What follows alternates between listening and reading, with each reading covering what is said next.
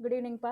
Time waste பண்ணாமல் நான் டேரெக்டாக அப்படியே ஸ்ட்ரக்சர் ஆஃப் அட்டமோட செகண்ட் வீடியோ எக்ஸ்ப்ளனேஷனுக்கு போயிடுறேன். ஃபர்ஸ்ட் வீடியோ ஃபிசிக்ஸ் ஓரியன்டாக இருந்தது இல்லையா? ஸோ செகண்ட் வீடியோ கெமிஸ்ட்ரி ஓரியன்டாக பண்ண போகிறோம்டா. ஓகே, கெமிஸ்ட்ரி ஓரியன்டாக மீன்ஸ் தட் மீன்ஸ் நாங்கள் நம்ம டெரிவேஷனாக பண்ணியிருந்தோம். இப்போ செகண்ட் வீடியோத்தில் நான் குவாண்டம் நம்பர்லேருந்து ஸ்டார்ட் பண்ணுறேன். வீடியோவில் குவாண்டம் நம்பர்லேருந்து ஸ்டார்ட் பண்ணுறேன். இப்போ குவாண்டம் நம்பர் அப்படின்னா ஜஸ்ட் ஒரு இமேஜினரி நம்பர், இது ரியலே கிடையாது. அப்போ எதுக்காக இந்த இமேஜினரி நம்பரை ரெப்ரசென்ட் பண்ணுறோம்? இப்போ ஆட்டமோட ஒரிஜினல் வெயிட் நீங்க பாத்தீங்கன்னா, இப்போ ஹைட்ரஜன் ஆட்டத்தோட ஒரிஜினல் வெயிட் 1 கிராம்லாம் கிடையாது. அப்போ நம்ம கிராம் வைஸ்ல அளக்கணுங்கிறதுக்காக அதை மோலா கம்பைன் பண்ணி எடுக்கிறோம். அப்போ கிராம் பெர் மோல் அப்படிங்கிற புது யூனிட்டை கொடுக்குறோம் இல்லையா? அதே மாதிரி தான் எலக்ட்ரானோட பொசிஷனை வேவா ரெப்ரசன்ட், ஏன்னா எலக்ட்ரான் வந்து பொசிஷனை எலக்ட்ரானோட பொசிஷன் ரெப்ரசன்ட் பண்றது ரொம்ப கஷ்டம். அதை வந்து வேவ் ஃபங்க்ஷன்ல நம்ம ரெப்ரசென்ட் பண்ண வேண்டியிருக்கும். எலக்ட்ரான் வந்து ஆட்டத்தை சுத்தி எந்த இடத்துல இருக்குங்கிறத ரெப்ரசென்ட் பண்றதுக்கு இந்த இடத்துல இந்த டைம்ல இருக்குங்கிறதுக்கு ஒமேகா டி அது இது நிறைய வேவ் ஃபங்க்ஷனை வச்சு நம்ம எக்ஸ்பிளைன் பண்ண வேண்டியிருக்கும். Because we are considering that as a particle nature as well as wave nature அப்படின்னு கன்சிடர் பண்றதுனால நம்ம அதோட பொசிஷனை ரெப்ரசென்ட் பண்றது அவ்வளவு ஈஸியான டேர்ம்ஸ்ல பண்ணிட முடியாது. ஸோ பொசிஷனை ரெப்ரசென்ட் பண்றதுக்கு உங்களோட ஹையர் செகண்டரி லெவல்ல குவாண்டம் நம்பர்னு சில நம்பர்ஸை நம்ம இண்டிகேட் பண்றோம். இப்போ இந்த 4 நம்பரும் ஒரு எலக்ட்ரானுக்கு இருக்கு அப்படின்னா நம்ம டெஃபினட்டா அதோட பொசிஷனை சொல்லிட முடியும். எக்ஸாக்ட் பொசிஷன் இந்த செல்லுல இந்த இடத்துல இருக்கும் அப்படிங்கறத நம்ம சொல்லிட முடியும். அதாவது இந்த செல்லுல இந்த சப்செல் மேக்ஸிமம் பொசிஷன், மேக்ஸிமம் இந்த இடத்துல எரர் இல்லாம மேக்ஸிமம் இந்த இடத்துல இருக்கு இந்த எலக்ட்ரான் அப்படின்னு சொல்லிட முடியும். இந்த 4 குவாண்டம் நம்பர் சிக்னேச்சர் மாதிரி. அதாவது ஒரு எலக்ட்ரானுக்கு இந்த 4 குவாண்டம் நம்பர் ஃபிக்ஸ் பண்ணிட்டோம்னா அதே 4 குவாண்டம் நம்பர் இன்னொரு எலக்ட்ரானுக்கு கண்டிப்பா இருக்காது. ஸோ ஒரு மல்டி எலக்ட்ரான் சிஸ்டத்துக்குரிய, சிங்கிள் எலக்ட்ரான் சிஸ்டத்துக்கு இது அப்ளிகபிள் கிடையாது. மல்டி எலக்ட்ரானுக்குரிய இதை நம்ம பண்ணும்போது மல்டி எலக்ட்ரான் சிஸ்டத்துக்கு நம்ம பொசிஷனை சொல்றதுக்காக, எலக்ட்ரானோட பொசிஷனை சொல்றதுக்காக குவாண்டம் நம்பரை யூஸ் பண்றதா. First quantum number principal quantum number n இல்லையா? n வந்து ஷெல்ல இண்டிகேட் பண்ணுதுடா. l வந்து ஷப்ஷெல்ல இண்டிகேட் பண்றது. ஷப்ஷெல் தட் மீன்ஸ் ஷேப். ஸோ இப்போ சப்ஷெல் ஆக்சுவலா செல்லுங்கிறது என்ன, பெருசா ஆகிட்டே இருக்கும். ஃபர்ஸ்ட் லெவல்ல இருக்கிறப்போ ஒரு ரேடியஸ் இருக்கும், செகண்ட் லெவல்ல இருக்கும்போது அடுத்த ரேடியஸ் கொஞ்சம் பெருசாயிரும், தேர்ட் லெவல்ல இன்னும் கொஞ்சம் பெருசாயிரும், ஃபோர்த் லெவல்ல இன்னும் கொஞ்சம் பெருசாயிரும். அப்ப நிறைய எலக்ட்ரான்ஸ் அக்கமடேட் பண்ண முடியும். ஸோ ஒரே ஷேப்ல எலக்ட்ரான் சுத்துச்சுன்னா இடிச்சுக்கிடும் இல்லையா? ஸோ அதாவது ஷேப்பை எடுத்து அந்த மினிமைஸ் பண்ணுது, ரிப்பல்ஷனை மினிமைஸ் பண்ணுது. மேக்ஸிமம் வந்து அந்த ஸ்டெபிலிட்டிக்கு, அதாவது அந்த ஸ்டெபிலிட்டி எவ்வளவு தூரத்துக்கு அச்சீவ் பண்ண முடியுமோ அவ்வளவு தூரத்துக்கு ஷேப்பை மெயின்டைன் பண்ணி அச்சீவ் பண்ண போகுது. அதாவது அது அதோட பொசிஷன் இந்தந்த இடத்துல இருக்கும் அப்படின்னு நம்ம சொல்றோம் இல்லையா? அதை தான் நம்ம ஷேப் அப்படின்னு சொல்ல போறோம். தட் மீன்ஸ் செல் பெருசாக பெருசாக இந்த எலக்ட்ரான், அதாவது ஒரு எலக்ட்ரான் இன்னொரு பொசிஷன்ல போய் இன்னொரு எலக்ட்ரானோட பொசிஷனை போய் இன்டர்ப்ட் பண்ணிக்கிட கூடாதுங்கிறதுக்காக அது ஒரு டெஃபினைட் ஷேப்பை மெயின்டைன் பண்ணுது. அந்த ஷேப்பை சொல்றதா சப்செல். ஸோ என்ன வந்து எப்பயுமே 1ல இருந்து ஸ்டார்ட் ஆகும். சப்செல் அப்படி இல்லை. இப்போ ஸ்பெரிக்கலா இருந்தா அதோட ஷேப்பை நம்ம 0ன்னு சொல்றோம், டம்பலா இருந்தா 1ன்னு சொல்றோம், டபுள் டம்பலா இருந்தா 2ன்னு சொல்றோம், ட்ரிபிள் டம்பலா இருந்தா 3ன்னு சொல்றோம். ஷேப் வந்து 0ல இருக்கிறதுக்கு வாய்ப்பு இருக்கு, ஆனா எனர்ஜி லெவல் 0ல இருக்கிறதுக்கு வாய்ப்பு இல்லை. 0ல இருந்தா அது நியூக்ளியஸ் ஆயிரும் இல்லையா? ஸோ 0ல இருக்கிறதுக்கு வாய்ப்பு இல்லை. இப்போ எப்பயுமே சப்செல் வந்து எப்படி இருக்கும் அப்படின்னா n எல் வந்து எப்படி இருக்கும்னா 0ல இருந்து ஸ்டார்ட் ஆகி n-1ல முடியும். ஃபார் எக்ஸாம்பிள் இப்போ தேர்ட் செல்ல எத்தனை சப்செல் அப்படிங்கிறத பார்க்குறோம் அப்படின்னா எல் என்ன சொல்றோம், 0ல இருந்து n-1, n-1னா 2ஓட நின்று போயிடும். ஸோ 0 1 2. 0ங்கிறது shapeless, that is sphere, s orbital, s subshell, orbital சொல்லக்கூடாது, எஸ் சப்செல். இது பி சப்ஷெல், இது டி சப்ஷெல். ஸோ டிங்கிறது டபுள் டம்பல் இல்லையா? இதுதான் எல், அசிமுத்தால் குவாண்டம் நம்பர். அடுத்த quantum number m, magnetic quantum number. Magnetic quantum நம்பருங்கிறது orientation, அதாவது டைரக்ஷனை சொல்றது. பைரேட்ஸ் ஆஃப் த கரீபியன்ல மேக்னெட்டை வச்சு நம்ம டைரக்ஷன் பார்ப்போம்ல, அது மாதிரி தான். ஸோ மேக்னெட்டிக் குவாண்டம் நம்பர்ல ஓரியன்டேஷன் ஆர் டைரக்ஷனை சொல்றதுக்கு இது யூஸ் ஆகுது. டைரக்ஷன் சொல்றதுக்கு இந்த குவாண்டம் நம்பரை நம்ம யூஸ் பண்ணிக்கிறோம். சரி, இப்போ என்ன அதை அப்படி எப்படி டைரக்ஷனை சொல்ல முடியும் அப்படின்னா இந்த டைரக்ஷனை சொல்றதுமே இப்போ பாருங்களேன், நம்ம ஒரு மேக்னெட் அப்ளை பண்ணும்போது எஸ் ஆர்பிட்டால் அஃபெக்ட் ஆகவே ஆகாது. அதனால அதுல சப்செல்லே இல்லை. தட் இஸ் எஸ் சப்செல்ல ஆர்பிட்டாலே இல்லை.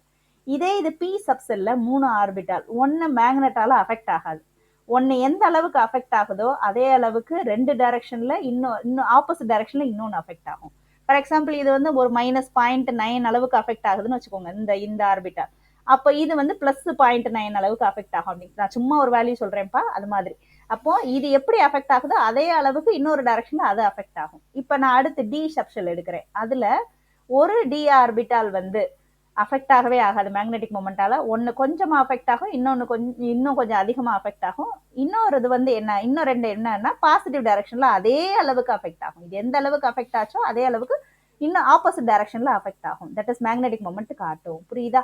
ஸோ இதை வச்சுதான் மேக்னெட்டிக் மொமெண்ட். இது வந்து நீங்க வந்து என்ன நினைச்சுக்கிட கூடாது, இதுல வந்து +1 அளவுக்கு அஃபெக்ட் ஆகுது, +2 அளவுக்கு அஃபெக்ட் ஆகுது, அப்படி இல்லை. அதாவது ஏதோ ஒரு நம்பர்ல அஃபெக்ட் ஆகும். அந்த நம்பர் வந்து ரொம்ப ரொம்ப குட்டி நம்பரா இருக்கும். அந்த நம்பரை நம்ம எடுத்து காம்ப்ளிகேட் பண்ணிக்க தேவையில்ல. 10⁻⁻ சம்திங்ல இருக்கும், காம்ப்ளிகேட் பண்ணிக்க தேவையில்ல. ஸோ இது எந்த அளவுக்கு அஃபெக்ட் ஆகுதோ, ஒரு ஆர்பிட்டால் எந்த அளவுக்கு அஃபெக்ட் ஆகுதோ அதே மாதிரி இன்னொரு ஆர்பிட்டால் அஃபெக்ட் ஆகும், ஆனா ஆப்போசிட் டைரக்ஷன்ல. அதே மாதிரி தான் எஃப் ஆர்பிட்டால். எஃப் ஆர்பிட்டால்ல ஒரு ஆர்பிட்டால் 0 அண்ட் மற்ற ஆர்பிட்டால் எல்லாம் -1, -2, -3. இதெல்லாம் என்ன டைரக்ஷனை இண்டிகேட் பண்றது. +1, +2, +3. இது டைரக்ஷனை இண்டிகேட் பண்றது. லாஸ்ட் ஒன்னு spin quantum number. Spin quantum நம்பருங்கிறதுக்கு ரெண்டு தான்ப்பா இருக்கு. என்ன அப்படின்னா +12 அண்ட் -12. இதை தவிர்த்து வேற எதுவுமே இல்லை. அதாவது எலக்ட்ரான் தன்னைத்தானே சுத்தும் போது என்னவா இருக்கலாம் அப்படின்னா, அது ஒரு எலக்ட்ரான் ஒரு டைரக்ஷன்ல சுத்துச்சுன்னா இன்னொன்னு, அதாவது ஒரு எலக்ட்ரான் கிளாக் வைஸ்ல சுத்துச்சுன்னா இன்னொரு எலக்ட்ரான் அதுவே ஆன்டி கிளாக் வைஸ்ல சுத்தி நியூட்ரலைஸ் பண்ணிரும். ஸோ 2 எலக்ட்ரானும் இடிக்கிறதுக்கு எந்த வாய்ப்புமே இல்லை. ஒரே பாக்ஸ்க்குள்ள, தட் இஸ் ஒரே ஆர்பிட்டாலுக்குள்ள 2 எலக்ட்ரான் இருந்தா கூட ரெண்டும் ஒன்னு இடிக்கிறதுக்கு வாய்ப்பு இல்லை. அதுக்கு காரணம் இந்த ஸ்பின்னு தான். 2 ஃபுட்பால் வந்து ஆப்போசிட் டைரக்ஷன்ல சுத்திக்கிட்டு இருக்குன்னா அது இடிச்சுக்க முடியாது இல்லையா? அது மாதிரி தான் இங்கேயும். சரி, ஓகே. இப்போ இதெல்லாம் குவாண்டம் நம்பர்ஸ்டா. இது மல்டி எலக்ட்ரான் சிஸ்டத்துக்கு உரியது. இப்போ மல்டி எலக்ட்ரான் சிஸ்டத்துக்கு எலக்ட்ரான் அரேஞ்ச் பண்றதுக்கு என்னென்ன ரூல் அப்ளிகபிள் ஆகுதுங்கிறது உங்களுக்கு நல்லாவே தெரியும். ஆஃப்-பா பிரின்சிபிள். ஃபர்ஸ்ட் பிரின்சிபிள் இதுதான்ப்பா. ஆஃப்-பா பிரின்சிபிள் என்ன சொல்லுதுன்னா,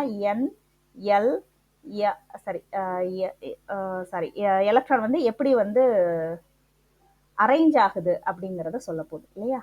so multi electron system electron எப்படி அரேஞ்ச் ஆக போகுது. ஃபார் எக்ஸாம்பிள் இப்போ நம்ம வந்து என்ன நினைப்போம், ஃபர்ஸ்ட் செல்ல ஒரே ஒரு ஆர்பிட்டால் மட்டும் தான் இருக்கு. செகண்ட் செல்ல 2s 2p 2 ஆர்பிட்டால் இருக்கு. தேர்ட் செல்ல 3s ஆர்பிட்டால்னு சொல்றேன், சப்செல் இருக்கு. 3s 3p 3d சப்செல் இருக்கு. ஃபோர்த் லெவல்ல 4s 4p 4d 4f subshell இருக்கு. ஃபிஃப்த் லெவல்ல 5s 5p 5d 5f 5g. Sixth லெவல்ல 6s 6p 6d 6f 6h 6g 6h வரைக்கும் இருக்கு இல்லையா? ஸோ இதுல எலக்ட்ரான் எப்படி அரேஞ்ச் ஆகும்னா, நம்ம நினைக்கிற மாதிரி ஒரு இடத்துல ஒரு ஃப்ளோர்ல இருக்கிற எல்லா ரூமும் ஃபர்ஸ்ட் இதாயிரும், அதுக்கப்புறம் தான் அடுத்த ஃப்ளோர்ல இருக்கும்லாம் கிடையாது. ஃபர்ஸ்ட் 1sல ஃபில்லப் ஆகுதா, அதுக்கப்புறம் அதாவது நீங்க எப்படி ஃபர்ஸ்ட் பெஞ்சில் இருக்கிற போது நல்லா ஆர்டரா உட்காந்துருப்பீங்க, செகண்ட் பெஞ்சுக்கு போன உடனேயும் ஓரளவுக்கு ஆர்டர் வந்து கம்மி ஆகும் இல்லையா? ஓரளவுக்கு ஆர்டர் வந்து கம்மியாகும். தேர்ட் பிளேஸுக்கு போறீங்க அப்படின்னா என்ன ஆகும், இன்னும் கொஞ்சம் ஆர்டரை இன்னும் கொஞ்சம் கம்மி பண்ணுவீங்க.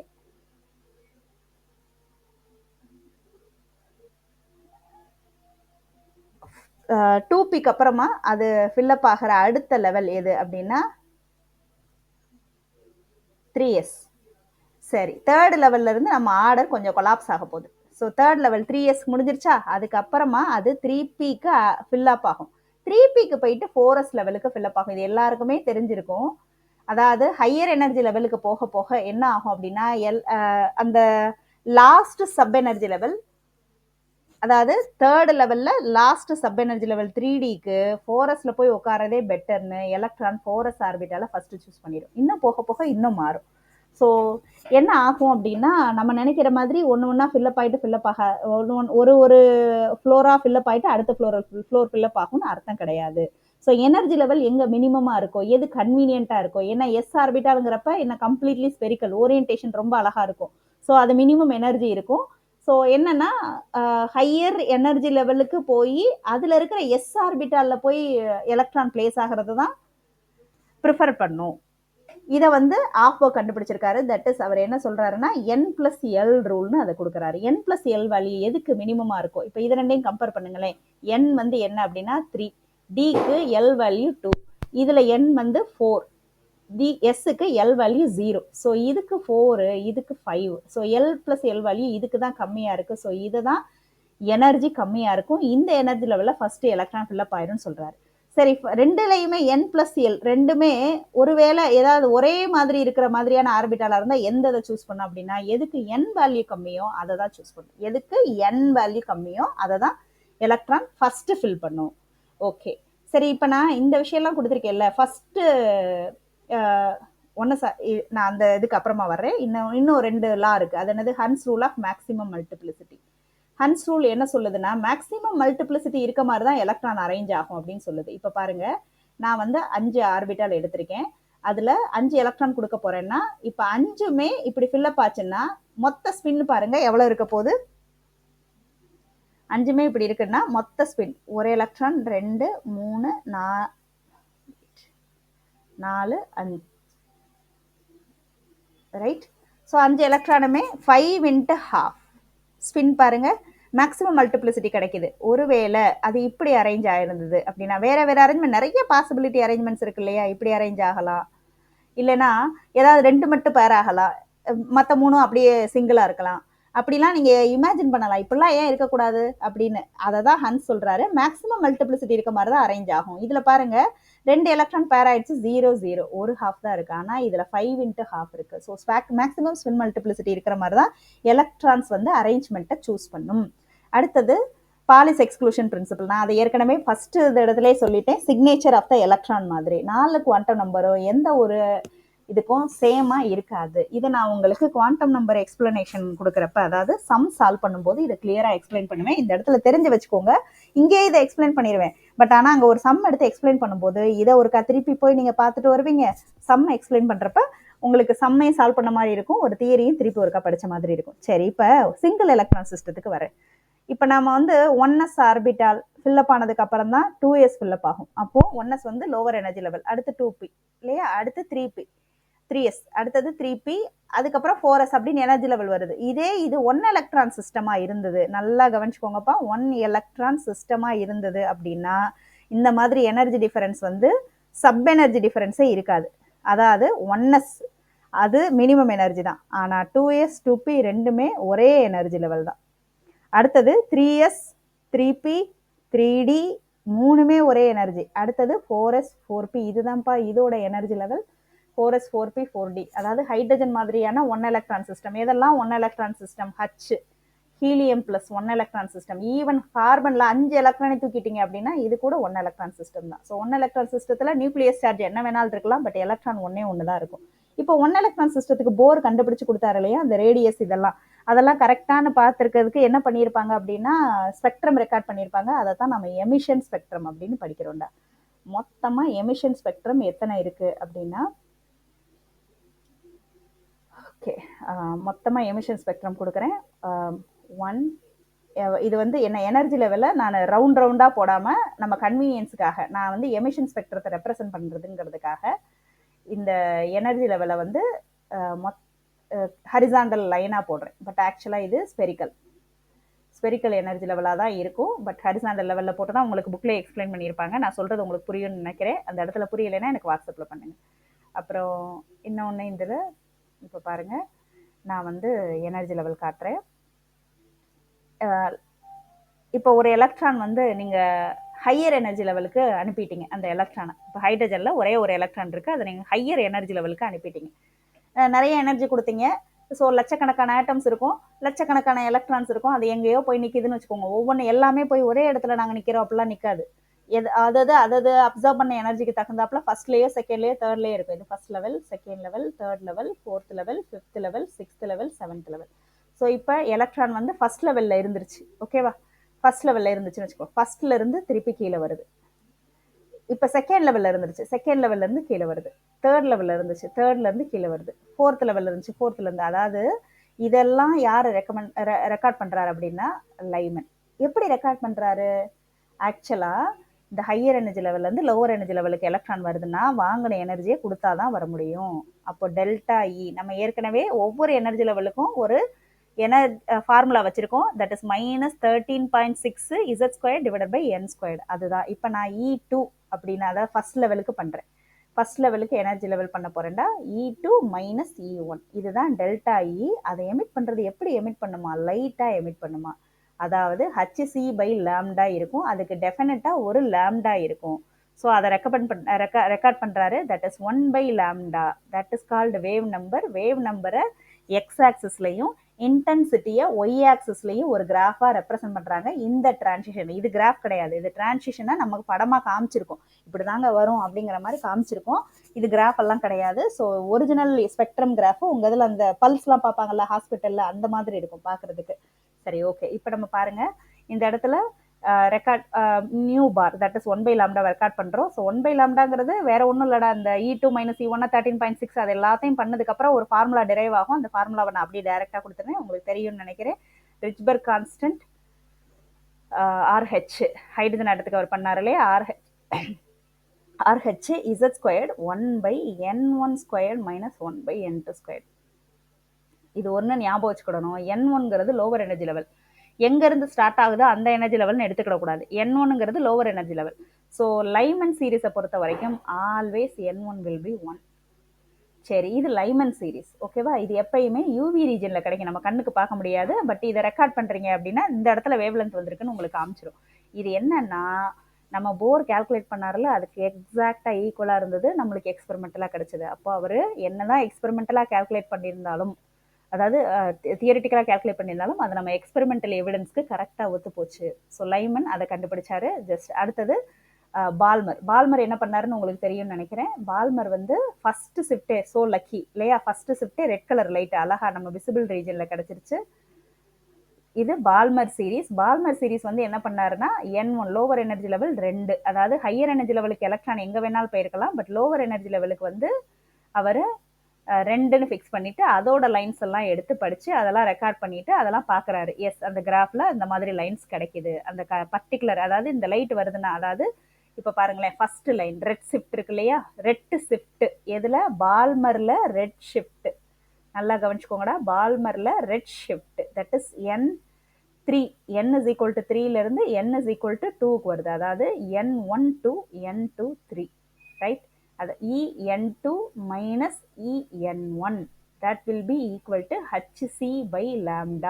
இந்த லாம்டாவை ரெக்கார்ட் பண்ணி பார்த்தா கரெக்டாக அந்த வேவ் நம்பர் எதுக்கு வருது, ரெட் கலர் லைட்டுக்கு கரெக்டாக வருது. இதைத்தான் நம்ம ரெட் ஷிஃப்ட் அப்படின்னு சொல்கிறோம். அப்போது பால்மரில் ரெட் ஷிஃப்ட்னு கேட்டாங்கன்னா இந்த டிரான்சிஷனுக்கு பேர் தான் ரெட் ஷிஃப்ட். சரியா? ஸோ விசிபிள் ரீஜனில் இருக்கிறதுலையே லோவர் எனர்ஜினா ஹையர் வேவ் லென்த் பார்த்துக்கோங்க. இப்போ இந்த இடத்துல பாருங்களேன், நான் இங்கே ஹையர் வேவ் லென்த் எதுங்கிறத ரெப்ரசன்ட் பண்ணுறேன் பாருங்கள். இது ஹையர் வேவ் லென்த், ஏன்னா இருக்கிறதுலே லோவர் எனர்ஜி லைமனில் இந்த இடத்துல தான். ஸோ இது higher wave length. Wave length will be high. இதை நம்ம என்னன்னு சொல்லுவோம், shorter, sorry, limiting wave length. இதுக்கப்புறம் வேவ் லென்த் வந்து கூடாது, ஏன்னா லோவர் எனர்ஜி லெவல், இதுக்கு அடுத்து எனர்ஜி லெவல் கீழே கிடையாது. So limiting wavelength. Limiting வேவ் லென்த்னா என்ன, இருக்கிறதுலேயே அதிகமான வேவ் லென்த். சரி, இருக்கிறதுலேயே கம்மியான வேவ் லென்த் எதுக்கு வரும்னா, எனர்ஜி லெவல் அப்படியே ரொம்ப பெருசாக ஆகிக்கிட்டே போகும், தட் இஸ் இன்ஃபினிட்டி வரைக்கும் இருக்கும். சப்போஸ் நான் இன்ஃபினிட்டி லெவல் இங்கே இருக்குன்னு வச்சுக்கிறேன், இந்த இன்ஃபினிட்டி லெவல்ல இருந்து 1க்கு வருது இல்லையா, இதுக்கு பேர் தான் என்னது, ஷார்ட்டஸ்ட் வேவ் லென்த். ஏன்னா எனர்ஜி அதிகமாக இருக்குது, E is equal to hc/λ. So இது shortest wavelength for Lyman. So ஒவ்வொன்றுத்துக்கும் நான் ஷார்ட்டஸ்ட் வேவ் லென்த் போடுறேன்டா. இது வந்து விசிபிள் ரீஜன் வந்து கிடைக்குதா, இது நியர் இன்ஃப்ராரில் யாரு யாருக்கு கிடைக்கும் அப்படின்னா பாஸ்டன் சீரீஸ். ஸோ பாஸ்டனில் 3rd லெவலுக்கு அவர் வர லைன்ஸ் எல்லாத்தையும் ரெக்கார்ட் பண்ணுறாரு. அடுத்தது பாஸ்டனுக்கு அப்புறம் பிராக்கெட், அதுக்கப்புறம் ஃபண்ட் இல்லையா. ஸோ ஒவ்வொருத்தரும் அடுத்தடுத்த எனர்ஜி லெவலில் வரதை ரெப்ரசன்ட் பண்ணி போர் பண்ணது கரெக்டுங்கிறத ப்ரூவ் பண்ணிட்டாங்க. ஸோ இது நியர் இன்ஃப்ரா தான், இது இன்ஃப்ரா ரியல், அதாவது இன்ஃப்ரா மிடில் இன்ஃப்ரா, இது ஃபார் இன்ஃப்ரா, எல்லாமே இன்ஃப்ராரெட் ரீஜனில் தான் வந்தது. சரி, இப்போ நான் ஒரு விஷயம் உங்களுக்கு சொல்கிறேன், என்ன அப்படின்னா, லைமன் சீரீஸ் எடுத்துக்கிட்டீங்க அப்படின்னா அதில் ஷார்ட்டஸ்ட் வேவ் லென்த்துக்குரிய டிரான்சிஷனை சொல்ல போகிறேன். ஷார்ட்டஸ்ட் வேவ் லென்த்துக்குரிய டிரான்சிஷன்னா N1 will be always 1, N2 will be infinity. இது ஷார்ட்டஸ்ட். சரி, லாங்கஸ்ட்டுக்கு என்ன அப்படின்னு பார்த்தா N1 is equal to அதே 1 தான், N2 will be 3. அதே மாதிரி பால்மருக்கு என்ன அப்படின்னா ஷார்ட்டஸ்ட். இதே மாதிரி ஒவ்வொன்றுத்துக்கும் நீங்களா பண்ணிட்டு செக் பண்ணி பாருங்க. ஷார்ட்டஸ்ட்டுக்கு என்னன்னா N1 is equal to 2, N2 will be infinity. பால்மரில் மட்டும் N1 equal to 1, இது எங்க லாங்கஸ்ட் வேவ் லென்த். லாங்கஸ்ட் வேவ் லென்த்துக்கு N1 is equal to 2, N2 will be 3. So இதே மாதிரி மற்றதுக்கும் பண்ணிட்டு நீங்கள் போய் செக் பண்ணி பாருங்கள். இதெல்லாம் ஹைட்ரஜன் ஸ்பெக்ட்ரத்துக்குரியதுப்பா. உங்களுக்கு இதில் முக்கியமான ஃபார்முலா இந்த ஃபார்முலா தான். ஆக மொத்தம் எத்தனை ஃபார்முலா நம்மளுக்கு இது வரைக்கும் ரெக்கவர் பண்ணியிருக்கோங்கிறத தனியாக உங்களுக்கு போட்டு காட்டுறேன். ஓகே, சரி. இதில் சரி, வேற என்ன பார்த்துருக்கணும் இதில்? அவ்வளோதான் நினைக்கிறேன். நோட்ஸ். நோடுன்னா என்னன்னா, எந்த இடத்துல எலக்ட்ரான் இருக்கவே முடியாதோ அதுதான் நோடு. அதாவது ஆக்சுவலாக 1s ஆர்பிட்டால் இப்படி இருக்குன்னு வச்சுக்கோங்க, 2s ஆர்பிட்டால் இப்படி இருக்கும். 2s ஆர்பிட்டால் நினைச்சு பார்த்தாலும் இந்த 1s ஆர்பிட்டாலுக்குள்ள நிற்க முடியாது. 2s ஆர்பிட்டாலுக்குள்ள இருக்கிற எலக்ட்ரான் 1s ஆர்பிட்டாலுக்கு வர முடியாது. அப்போ 2s ஆர்பிட்டாலை பொறுத்த வரைக்கும் 1s பிளேஸ்க்குள்ள நம்ம நுழையவே முடியாது. அப்போ நான் இப்போ இந்த பொசிஷன், நான் இப்போ இங்கே இருக்கேன், என்னோட ரவுண்டு வந்து இது வரைக்கும் இருக்கு இல்லையா? அப்போ நான் இந்த எல்லா இடத்தையும் அனுபவிச்சுக்கலாமான்னா கிடையாது. அதுல இந்த பொசிஷன் எனக்கு சொந்தம் கிடையாது அப்படின்னு சொல்றது தான் நோடு. இந்த பொசிஷனு 1s எலக்ட்ரானுக்குரியது, உனக்கு கிடையாது அப்படின்னு சொல்றோம் இல்லையா, அதுதான் நோடு. அதை தான் இப்படி ரெப்ரசென்ட் பண்றோம். ரொம்பலாம் காம்ப்ளிகேட் பண்ணிக்கிட வேண்டாம், நான் உங்களுக்கு இதை சொல்லித்தரேன். That is radial node, angular node. 2 node இருக்குப்பா. 2 நோடுக்கும் ஃபார்முலா தெரிஞ்சு வச்சுக்கோங்க. ரேடியல் நோடுனா இந்த ரேடியல் பிளேசஸ்ல நோடு கிடைக்கிறது. அதாவது இந்த இருக்குல்லையே அந்த ரேடியல் பிளேசஸ்ல 3s பொறுத்த வரைக்கும் இது ரேடியல் நோடு. ஸோ ரேடியல் நோடுனா n-l-1. ஆங்குலர் நோடுனா வெறும் எல் வேல்யூ. இதெல்லாம் நான் உங்களுக்கு சம்ஸ் போடும்போது இன்னொரு தடவையும் எக்ஸ்பிளைன் பண்ணி சொல்ல வேண்டாம், அதனால அந்த சம்ஸ் ஒருக்கா பார்த்துக்கோங்க. சரி, இதுக்கப்புறம் வந்து ஆட்டம் வந்து எலக்ட்ரான். இப்போ ஒரு விஷயம் நம்மளுக்கு சூப்பராக செட் ஆகும். என்ன விஷயம் அப்படின்னா, இப்போ எலக்ட்ரானுக்கு வந்து வெலாசிட்டி இருக்குது. வெலாசிட்டி இருக்கிற எந்த ஒரு பார்ட்டிகளுக்குமே கண்டிப்பாக வேவ் லென்த் இருக்கும். அதை தான் நம்ம டி பிராக்லி சொல்கிறாரு. லாம்டாஸ் ஈக்குவல் டு h/mv சொல்கிறாரு இல்லையா?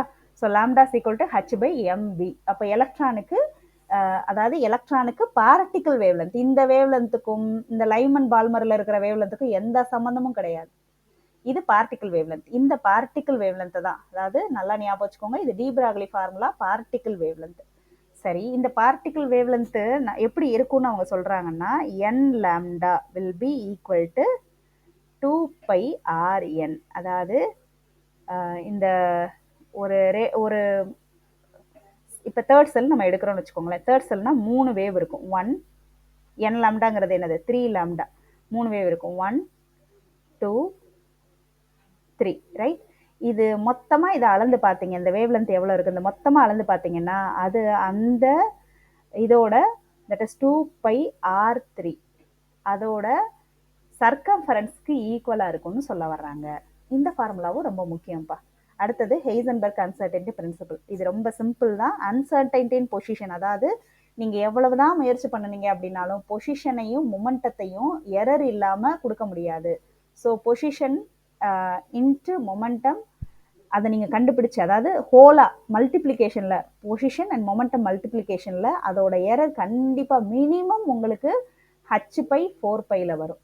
இதை சில பேர் h/2πன்னு கொடுத்துருப்பாங்கடா, தப்புடா, h/2 அப்படி வேணா கொடுக்கலாம். அதை தான் அவங்க கன்ஃபியூஸ் பண்ணிட்டு அதாவது h/2πன்னு கொடுக்கணும். அதை தான் அவங்க கன்ஃபியூஸ் பண்ணிட்டு h/2πன்னு கொடுத்துருவாங்க. அதாவது h/ will be equal to h/2.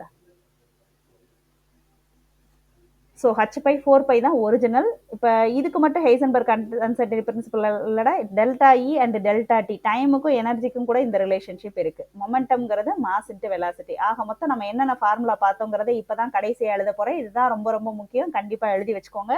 So என்ன ஃபஸ்ட்டு ஃபார்முலா பார்த்தோம் அப்படின்னா, half mv alpha squared that will be equal to k 2 into ZE squared. இது ஆல்ஃபா பார்ட்டிகளுக்கு போட்டிருக்கேன் இல்லையா? 2ZE ஸ்கொயர்டு, ஈக்கு மட்டும்தான்டா ஸ்கொயர்டு, ப்ராக்கெட் போட்டு வச்சிருக்கேன், ஈக்கு மட்டும்தான் squared, divided by RN, R minimum approach, right? Okay, then அடுத்து கூலும்பிக் ஃபோர்ஸ் ஆஃப் அட்ராக்ஷன், இதையும் ரெண்டையும் சேர்த்துக்கிடுவோம். That is VN square divided by RN will be equal to KZE square divided by RN square. அடுத்தது MVNRN will be equal to NH/2π, right? அதுக்கப்புறம் radius of the electron இந்த nth orbit, நீங்கள் derivation கண்டிப்பாக படிச்சுக்கிடணும். 0.53 into n square divided by Z angstrom degree, மறந்துடாதீங்கடா. அடுத்தது VN, velocity of electron இந்த nth orbit 2.18 into 10⁶ Z/n metre per second. அடுத்தது energy of the electron in that nth orbit, electron வோல்ட்டில் per ஆட்டத்துக்கு கொடுக்குறேன். So -13.6 Z square divided by n squared electron volt per atom. And then M okay எல்லாமே கொடுத்தாச்சு இல்லையா? வேற எதுவும் right 1/λ is equal to RH EZ squared, right. RH Z ஸ்கொயர்ட் 1/n1 square minus 1/n2 square. அடுத்தது de Broglie wavelength, அதாவது particle wavelength. Particle wavelength is equal to lambda by h by mv. மாற்றி கொடுக்குறேன், வெயிட் அ மொமெண்ட்.